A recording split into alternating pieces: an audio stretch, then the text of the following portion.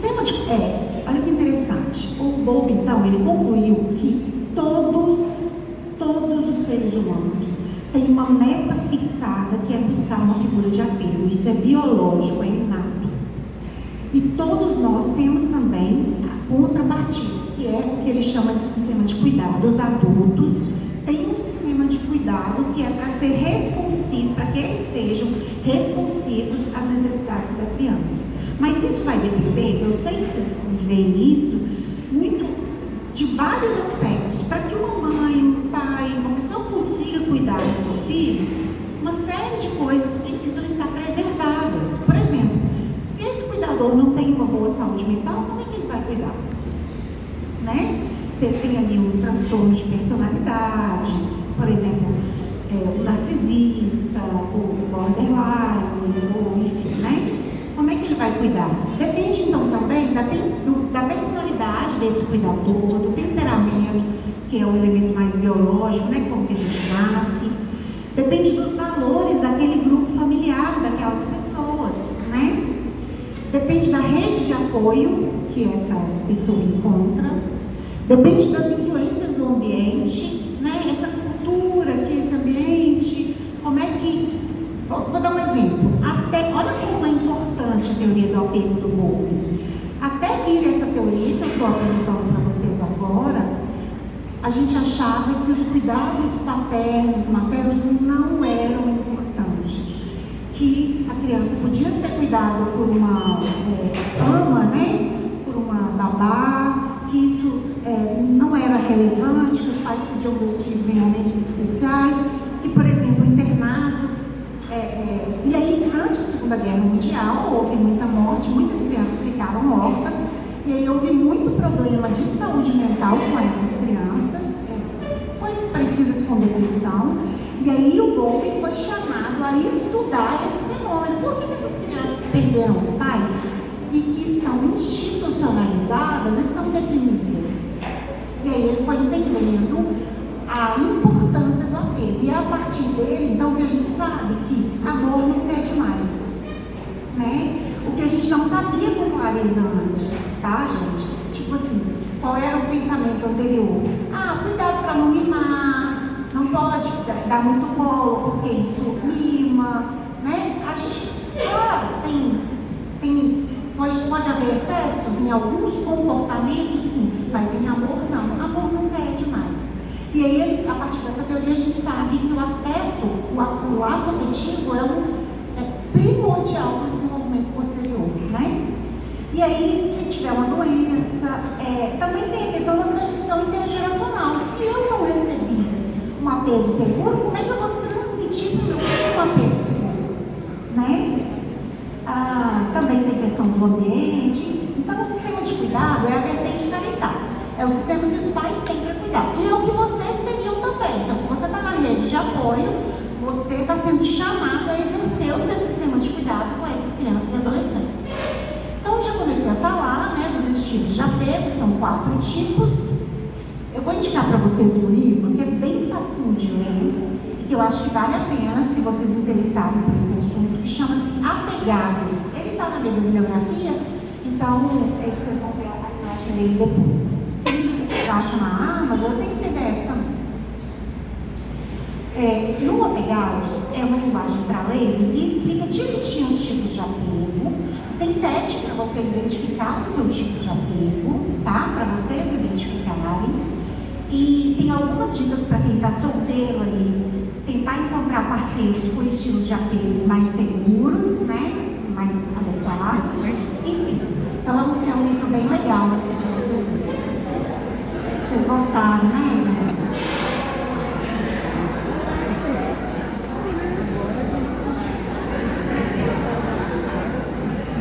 E tem uma coisa legal, sabe o quê?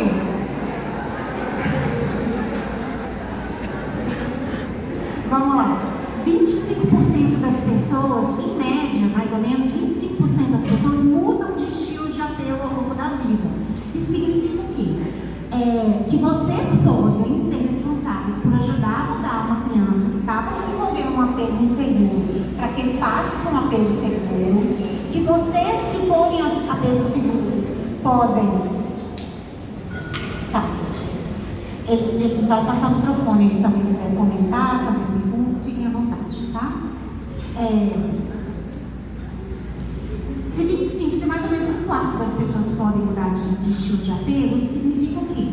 Que se eu estiver com alguém que tem um apego seguro, tem uma chance bem significativa de que eu consiga migrar e também me tornar uma pessoa com apego seguro.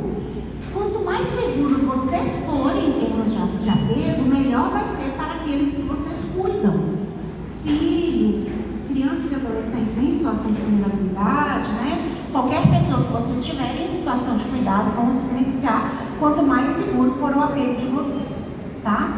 Então vamos lá, o seguro, né? Qual é a sensação? A criança pode recorrer aos pais em busca de apoio e cuidado frente às circunstâncias diversas.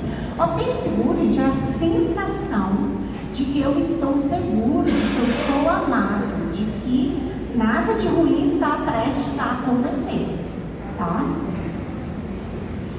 Tem 3 tipos de apego inseguro. Então, ó, vamos lá, categorizando. Seguro. No inseguro tem 3 tipos, tá? Ansioso ou ambivalente, evitativo e desorganizado. Ansioso ou ambivalente? Vamos lá.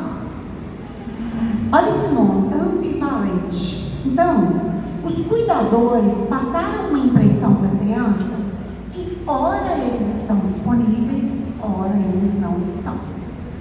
Ora eles estão atentos, são amorosos, estão presentes, ora não.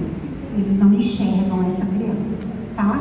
E aí essa sensação causa um sentimento de extrema ansiedade na criança. Então, às vezes, a gente não entende por que a criança é tão chorona, porque que parece birra, né? Mas porque ela está muito ansiosa com o vínculo, tá? Lembrando que nós vamos carregar esse apego na vida adulta. Então, também, sabe aquela pessoa que namora, mas está sempre pensando que vai ser traída, sem evidências, né? Que vai ser abandonada, está sempre insegura, buscando reafirmação. Será que gosta de mim mesmo? Que não gosta? Ou mesmo que não demonstre internamente, não está segura em relação ao vínculo. Não é com esse parceiro, não, é com todos, tá? Essa pessoa tem um estilo de apego inseguro ou ambivalente. Ansioso, inseguro ou ambivalente. Evitativo. Vamos lá, gente. Evitativo. Percebe? A criança evitativa, ela já não espera muito dos cuidadores. Então, eu tenho certeza que vocês veem crianças evitativas no contexto de trabalho, que é aquela criança que não se abre muito, não espera muito, né? Em termos de cuidados, os pais não estavam muito presentes. De novo, não é fisicamente, né? Eles não conseguiam detectar tão claramente as necessidades da criança e ela começa a não esperar, certo? E o próximo é o desorganizado, né? Está conversando com as meninas ali sobre crianças em lar de acolhimento, esse tipo de situação. Muito possivelmente as crianças têm esse tipo de apego aqui, o apego desorganizado, que é decorrente, como eu disse mais cedo, de extrema, severa desatenção, às vezes situações de abuso mesmo, né, ou negligência. O apego desorganizado, completamente caótico. A criança desenvolve uma visão muito negativa de si mesma e muito negativa das pessoas. Ela acha que ela não merece amor, né, tem um self muito ruim, e que também as pessoas não são confiáveis, não se pode esperar nada delas. Então, vamos um resuminho aqui para a gente entender. Olha lá. Ó, no apego seguro, aqui tem a visão das outras pessoas, aqui a visão de si. No apego seguro, a pessoa tem uma visão de si positiva, uma boa autoestima. Olha aqui, a gente está dizendo então que o apego interfere fortemente na autoestima, tá? Então, eu tenho uma visão positiva de si mesmo, tenho uma boa autoestima. E as outras pessoas são confiáveis, elas estão presentes, elas são recíprocas. Eu posso confiar e esperar coisas positivas das pessoas. Essa pessoa aqui, gente, tem relacionamentos bons quando ela é adulta? Quando ela entra num relacionamento ruim, hoje está na moda abusiva, né? Mas um relacionamento ruim, ela fica? Não fica. Ela logo percebe que que não merecem isso, né? Vamos aqui para o ansioso, ou ambivalente. Olha, ele tem uma visão negativa de si, baixa autoestima. Eu não mereço amor. E tem uma visão positiva dos outros, né? Então, as pessoas são legais. Eu é que não mereço amor. Eu é que não sou interessante, tá? No evitativo, né? A criança, ela desenvolve uma ideia de autonomia, uma falsa autonomia, que é assim: eu não preciso de ninguém. Sabe o adulto que, pelo menos fala que não quer relacionamento, ou às vezes até sente isso mesmo, eu prefiro ficar sozinho, isso é muito complicado e tal. Ele provavelmente tem um estilo evitativo. Por quê? Porque ele tem uma visão positiva de si mesmo. Eu não sou capaz de me virar sozinho, é melhor ficar sozinho. Por quê? Porque eu tenho uma visão muito negativa dos outros. As pessoas são imprevisíveis, não são confiáveis, então é preferível ficar sozinho. Então o evitador, como o próprio nome já diz, evitativo, ele prefere não contar com ninguém. Olha isso, né? Que história de vida é essa? Desorganizado, gente, é tudo negativo. Olha, eu tenho uma péssima autoestima e também tenho uma visão dos outros muito negativa. Eu realmente não posso esperar que as pessoas cuidem de mim, né? Não posso esperar que... Sabe qual que é a pior parte? É que, como a busca da figura de apego é uma meta fixada, é biológica, mesmo na situação, olha que interessante, de severa desatenção, de abuso e negligência, essa criança está buscando a figura de apego. Eu sei que você já deve ter visto isso algumas vezes. Pô, mas essa criança apanhava muito e mesmo assim ela ia voltar para casa. Como assim? Né? Olha que confuso é isso na mente da criança. Tem a meta fixada para buscar, mas ao mesmo tempo tem o abuso e a negligência. Então vamos lá, né? O apego seguro. Na criança, ela encara a proximidade com conforto. Então a criança que responde bem ao toque, sente a proximidade com os outros como normal, tem facilidade nas relações, ela se sente amada, não se preocupa com o abandono. Não é uma criança que está ansiosa em relação a isso. Quando é adulto, gente, olha, tem boa autoestima, tem visão positiva dos outros, essa pessoa vai buscar relações recíprocas, vai buscar a satisfação das suas necessidades emocionais, né? Ela fica à vontade de continuidade, ela geralmente é calorosa e amorosa. Gente, olha a importância da gente ajudar as pessoas a desenvolverem apegos seguros para que elas não se contentem com amizades, amores inadequados na vida adulta. Para que elas tenham uma boa autoestima e vejam que elas podem ir bem no trabalho, se desenvolver em várias instâncias da vida, né? O ansioso. Então, olha, gente, esses slides eu posso mandar para vocês depois, tá? Oscila entre buscar proximidade e demonstrar comportamento de protesto. Então, ora eu busco proximidade. O que a gente chama de comportamento de protesto? Choro, birra. Num adulto seria, por exemplo, imagina que você está num relacionamento e que você gosta muito dessa pessoa, mas você ameaça que vai largar toda hora. Isso é um comportamento de protesto. Você não quer largar, mas você está protestando em relação a alguma necessidade que essa pessoa não atendeu sua. Você faz chantagem, você faz... Então, nós adultos também temos comportamento de protesto. As crianças, isso é importante vocês entenderem também. Às vezes eu tenho que entender que aquilo que a criança ou adolescente está fazendo ali, naquele momento, é um comportamento de protesto que ele aprendeu ao longo da vida, porque ele tem um tipo de apego ansioso. Então, ele desafia você, ele não ora se aproxima e ora corta o vínculo. Porque se eu olho desse jeito, se eu enxergo que é um comportamento de protesto, isso tem lógica na história de vida dele, eu não me ativo emocionalmente. Porque quando ele fala alto comigo e eu penso que ele está me desafiando, que é pessoal, eu me ativo, eu fico com raiva.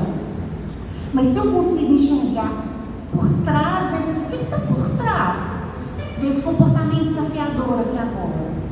Ah, ele está protestando porque ele não sabe se pode confiar no vínculo comigo. No passado, passado ele não podia confiar. Essa pessoa mostrava que estava ali, mas depois não estava mais, né?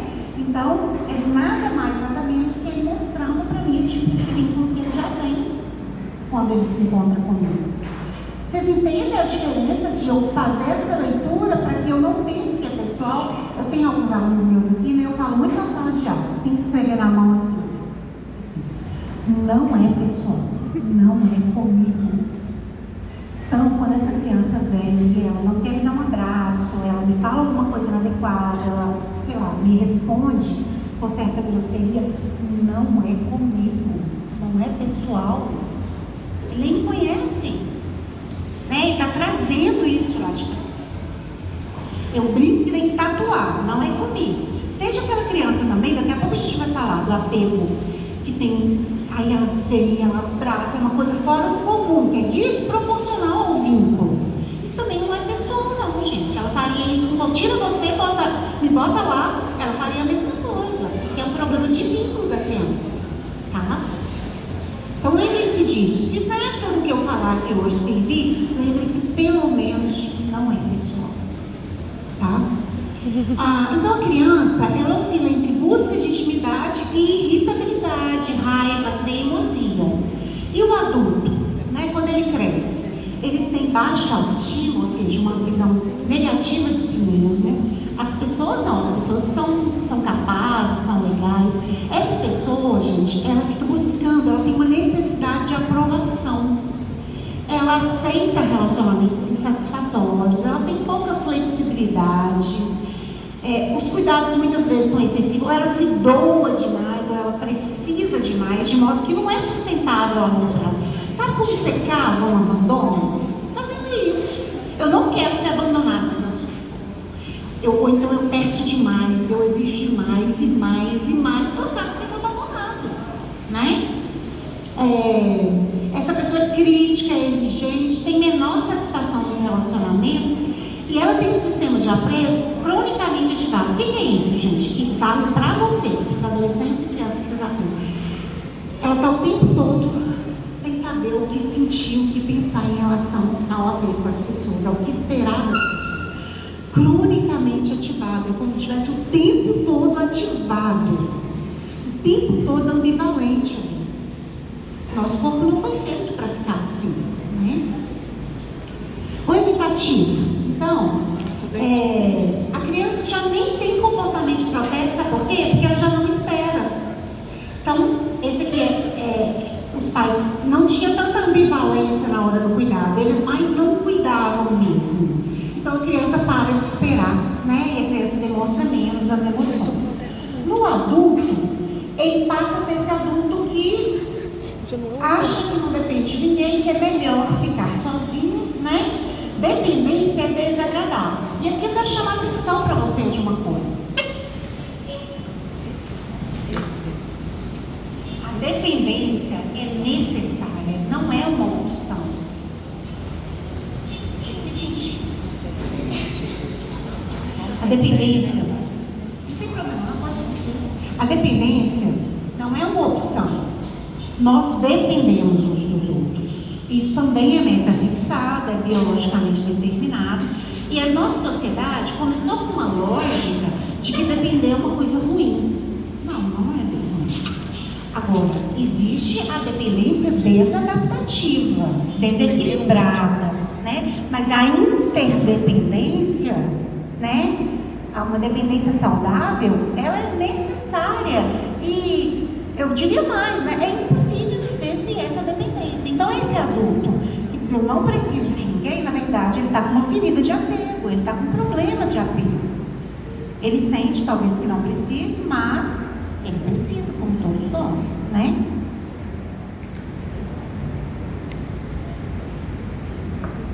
Muito desconfiado em relação aos outros, extremamente desconfiado das intenções das pessoas, muito exigente, não é muito claro nas aproximações, tem um distanciamento emocional, problemas de comunicação, menor sentimento, não é uma pessoa tão confiante, confia nas pessoas.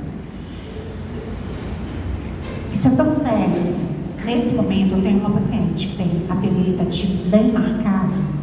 Eu realmente não confio em ninguém e tal.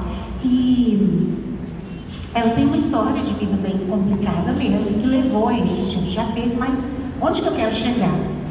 Para ilustrar para vocês. Ela é mãe agora. E aí, ela ficou muito assustada quando ela se deu conta que ela estava, ao não se cuidar, ela estava produzindo na filha um apego ruim. Porque aconteceu uma coisa muito extrema lá e ela meio que surtou assim no momento, surtinho, né? E aí ela se afastou da filha e ela ficou meio ignorando a filha por uns dias dentro de casa. Imagina, gente, uma criança de 1 ano, que a mãe passa para lá, passa para cá e ela está ignorando por 5 dias seguidos, né? Entendem? Então, se a gente não se cuida, pegando o gancho no que o David falou mais cedo, a gente transmite para as outras pessoas os nossos problemas de apego, né? E aí ela está muito mais motivada para a terapia agora, porque ela falou, Aline, tudo que eu não queria era ser como os meus pais, e eu estou sendo. A gente não percebe. No automático, a gente vai levando, né? Então, vamos para o último apego desorganizado. Na infância, alta insegurança e as condutas são confusas, contraditórias. A criança fica muito insegura. Esse é o pior de todos, né, gente? É assim, uma grande tendência de desenvolver uma psicopatologia. E no adulto, visão negativa de si, dos outros, sempre preocupado, ansioso, hipervigilante nas relações, atento, né? Então isso causa muito estresse no corpo, ficar vigilante, muito inseguro, dificuldade de regulação emocional. Então, gente, se você tem uma criança que sofreu situação de desatenção, de abuso, de negligência, ela desenvolveu provavelmente esse tipo de apego. E de novo, né, as condutas que ela tem com você são condutas que ela aprendeu a ter com esse tipo de apego, a não esperar muito, a protestar, a, enfim, ter comportamentos bem ambivalentes. Bom, estava querendo chamar a atenção de que nenhum estilo de apego por si só já é uma patologia. Ah, tem apego ansioso, então tem uma doença? Não é assim, né? Mas claro, o estilo de apego seguro é o que é o melhor preditor de uma saúde mental na vida adulta, e o desorganizado é o preditor de doença mental na vida adulta, né? Não vou falar isso aqui não. Então, no mundo ideal, como é que funciona, gente? Ó, o bebê se vincula à figura materna e se sente seguro. Então, o bebê tem um vínculo seguro. Se ele se sente seguro, ele não está ansioso, não está preocupado, não está se sentindo abandonado. Portanto, ele pode explorar o mundo. Entendem? E aí, assim, ele aprende mais, ele se desenvolve. Então. Agora, e vocês com tudo isso, né? E eu com isso, olha, você está falando de coisas que acontecem dentro da casa das crianças, você está falando de apegos com a mãe, com o pai, com os irmãos. Não estou.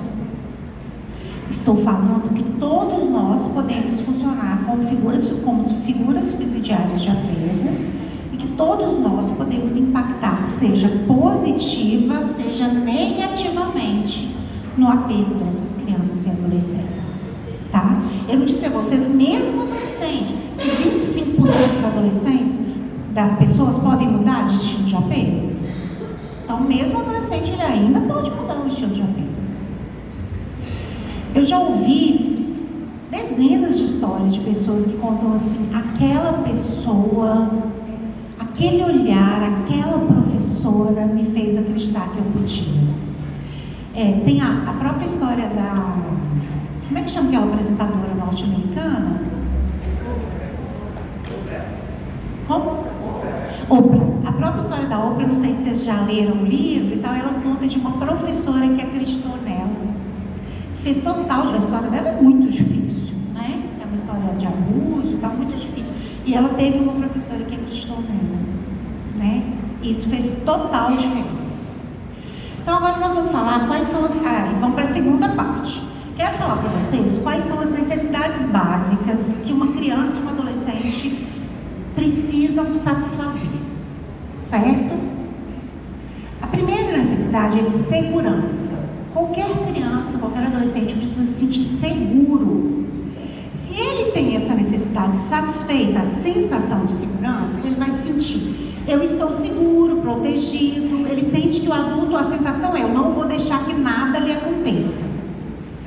Se não está satisfeito, olha, ele sente assim: eu não estou seguro, eu estou por minha conta, eu corro riscos, eu posso me machucar.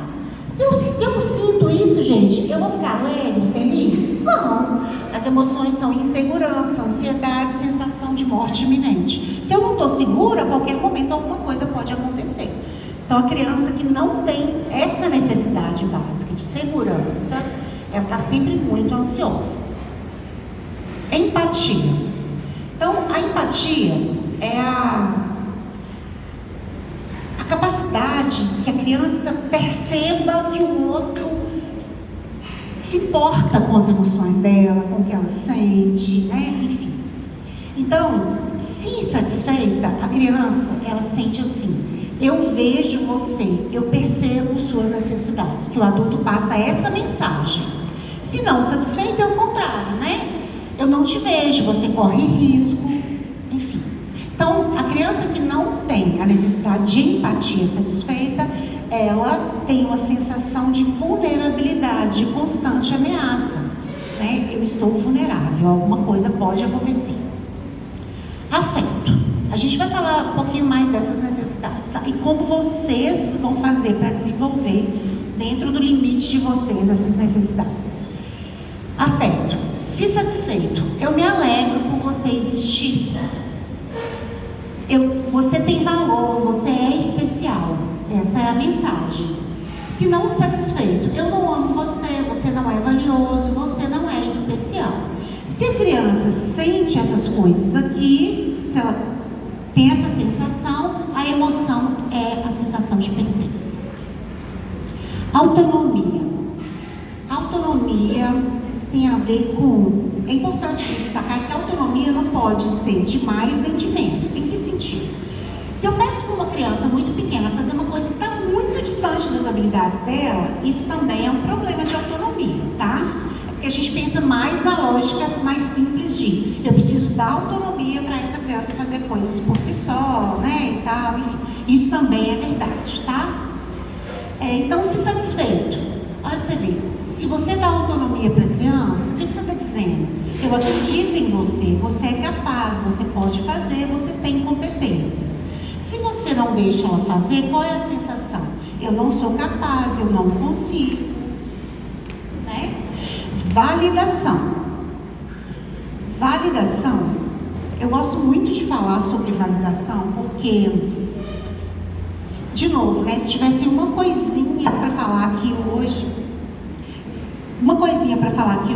para vocês levarem para casa, talvez fosse o conceito de validação. Para levar para as nossas relações pessoais, para levar para o trabalho e tal. O que acontece?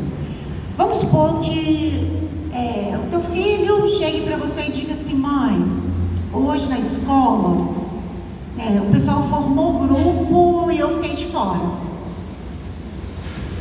Como é que geralmente as pessoas reagem? Mas que absurdo!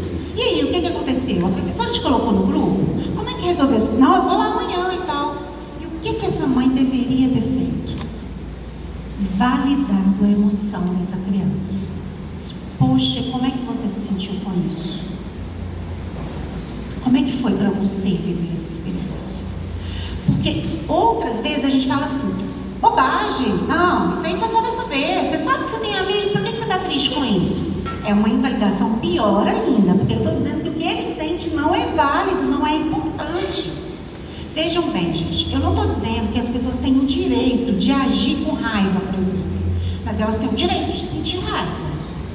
Então, por exemplo, a criança fica com raiva porque você tirou o videogame dela por algum motivo. Ela tem o direito de sentir raiva. Ela não tem o direito de te desafiar, de te bater por causa disso, alguma coisa assim, né? O comportamento consequente. Mas ela tem o direito de ficar com raiva, de sentir a raiva. E é isso que eu quero dizer para vocês hoje. Nós podemos aprender a mostrar para as pessoas que o que elas sentem é válido. Mesmo que eu não sinta o mesmo, mesmo que eu não concorde, mesmo que para mim não faça sentido, é válido. Então, a próxima vez, eu vou sugerir que vocês essa semana façam esse exercício. Quando alguém vier contar alguma coisa, eu quero que vocês demonstrem através de expressões faciais, em tom de voz e até através do que vocês vão falar, que aquilo que a pessoa está sentindo é importante, é válido. Não é necessariamente para resolver o problema, às vezes aquela pessoa só quer mesmo compartilhar e se sentir validada. Relacionamento amoroso, né? É muito comum, não sei. A pessoa vem e diz, eu fiquei com raiva hoje porque você, sei lá, não desligou a luz quando você saiu, você sempre deixa para eu desligar. Coisa boa. Tá? Ele está dizendo esse comportamento, mas o que está por trás disso? Você não se importa comigo. Eu sempre me importo com você, mas você não se importa comigo, né? E se eu estou ligada nessa coisa de validar, poxa, se eu não tivesse ligado, isso vai só uma luz, por que você está com raiva? Tá, mas o que significa isso? Poxa, eu entendi que você ficou triste por causa disso, eu vou evitar isso no futuro, me desculpe e tal, enfim. Vocês entendem a diferença? Eu demonstrar que o que a pessoa sentiu é importante, é válido. Imagina isso para as crianças, gente. Por quê? Porque quando eu faço isso com uma criança, ela internaliza essa ideia e quando adulta, ela vai se manifestar. Ela vai conseguir ser validadora também. Ela vai buscar parceiros que a validem e ela também vai validar as pessoas. Então, vocês entendem que é muito importante com os nossos parceiros, nossos colegas de trabalho e tal, mas é muito importante com as crianças e adolescentes que vocês atendem, tá? É escutar, olhar no olho, dizer que é importante, que sente muito e tal. Então, se satisfeito, a criança sente a ideia de que ela é especial, de que ela pode ser ela mesma, ela vai ser admirada pelo que ela é, de que ela é importante. E se não, vai ficar com a ideia de eu não sou bom o suficiente, eu não correspondo às expectativas, eu não sou perfeito, eu sou defectivo. Vamos lá, expressão das emoções. Se satisfeito. O que acontece, gente? Nós temos mais facilidade para aceitar emoções positivas do que emoções negativas. Então, se a criança vem te dar um abraço, um beijo, eu te amo, ótimo, maravilhoso e tal, ok, ela pode expressar. Mas se ela vem e diz, eu tô com raiva de você, né? Alguma coisa mais séria, tipo,